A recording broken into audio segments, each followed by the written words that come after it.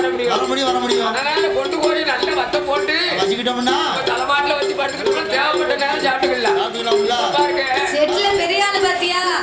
அதான் சொன்னதுக்கு விளக்கம் சொல்லுதாரு. அதான் பாருங்க இந்த தண்ணி போடுறவங்களை போத விடும். பேக்குல வச்சிருப்பான், இல்லன்னா பையில வச்சிருப்பான், இல்லன்னா இடுப்புல வச்சிருப்பாங்க. அது குறைய டவுசர்லயும் இருக்கும். வச்சிருக்கவங்க என்ன செய்யணும் தெரியுமா?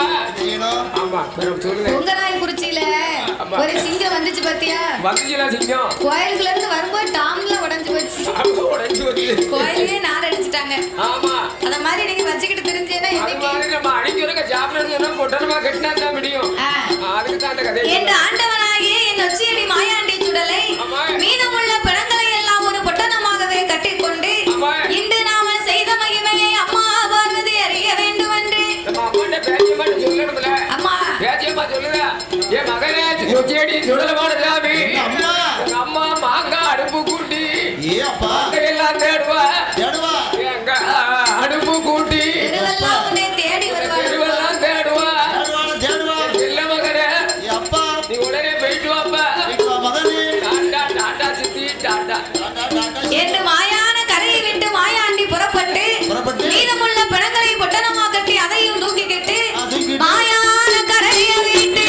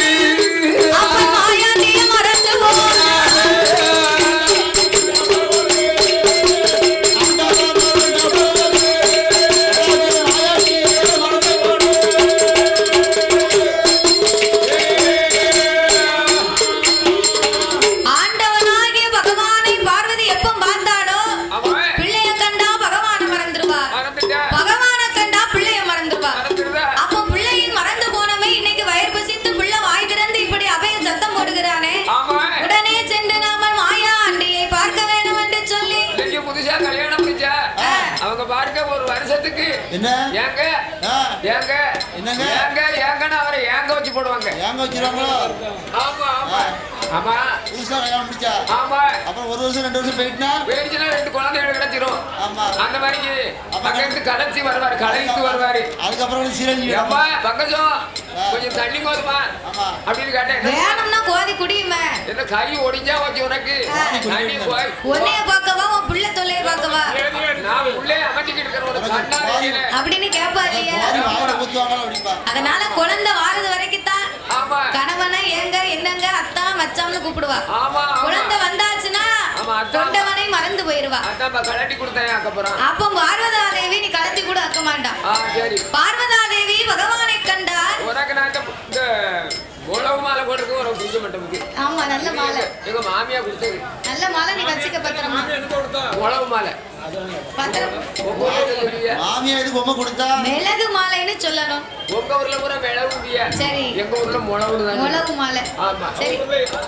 பத்திரமா வச்சுக்கிட்டனா சரி. அப்போ பார்வதா தேவி பிள்ளையை கண்டு நாமல் பால் அமிர்தம் கொடுக்க வேண்டும் என்று ஆதிபராசக்தி என் நம்பிக்கை அங்க இருக்கனே அகிலாண்ட கோடி பிரம்மாண்ட நாயகி நாயகி ஆண் குழந்தையாகப்பட்ட இந்த மாயாண்டின் பக்கத்தில் வந்து மகனான மாயாண்டி வாரி எடுத்து நாமல் வாய் நிறைய முத்தமிட வேண்டும் என்று ஆதிசக்தி பார்வதியா ஆதிசக்தி பார்வதியா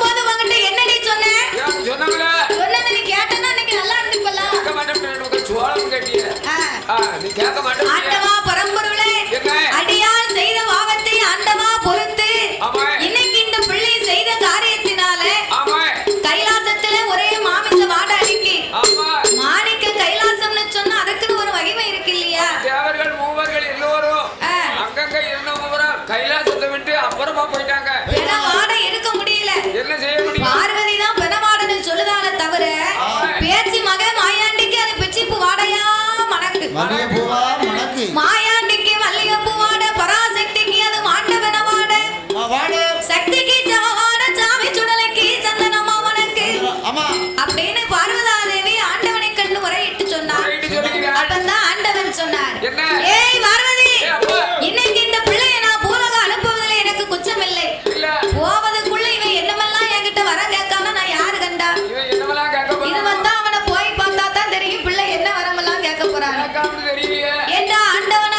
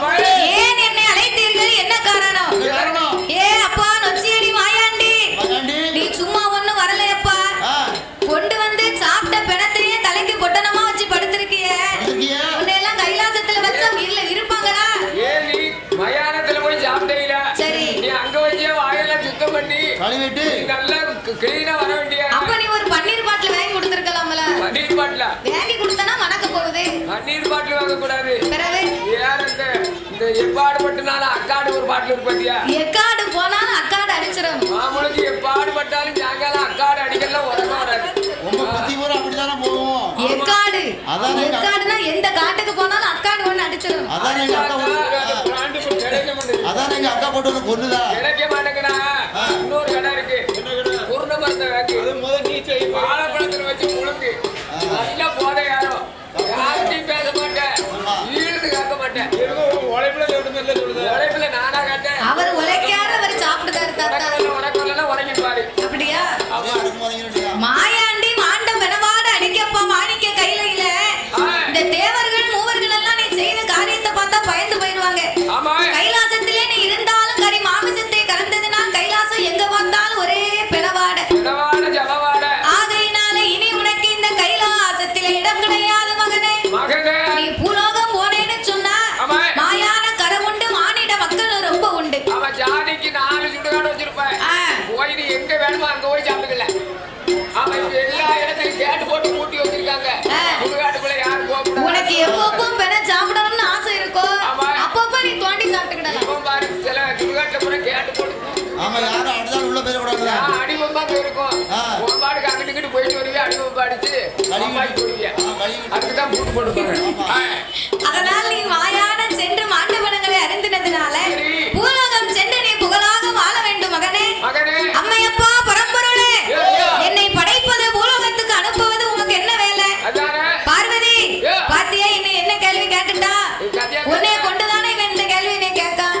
நான் அன்னைக்கே வேண்டாம்னு சொன்னேன். உன்னை மதிக்க மாட்டா மாயானம் போமா மாண்டவனை திம்பாம்னு சொன்னேனே. என் பேச்ச ஒரு வார்த்தை நீ கேட்டியா? ஆண்டவா பரம்பொருளே மன்னித்து அருள வேண்டும் மகாதேவன் பகவானே.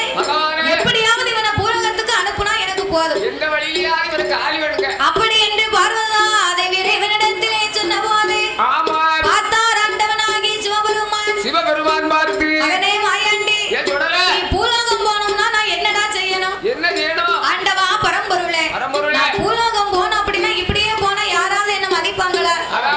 ஏற்கனவே மதிப்பில்லையே. கைலாசத்துல ஏன் விலாசம் அடிவிடணும்? அவன் எத்தனையோ தேவதைகள் இங்க இருந்து போயிருக்கு. இதுவரைக்கும் அங்க வந்து நிலையம் கிடையாது. எனக்கு நிலைய போடணும். நிலைய போடணும். நீங்க என்ன மாதிரி நடக்காத மாதிரி பூலோகத்தில் கேட்க முடியும் என்ற ஆண்டவனாகிய மாயாண்டி சுடலை. அப்படி இல்லையா என்ன செய்வாங்க தெரியுமா? ஒரு 10 ரூபாய்க்கு தடியங்காய வாங்கி 2 குங்குமத்தை ராவி 5 ரூபாய்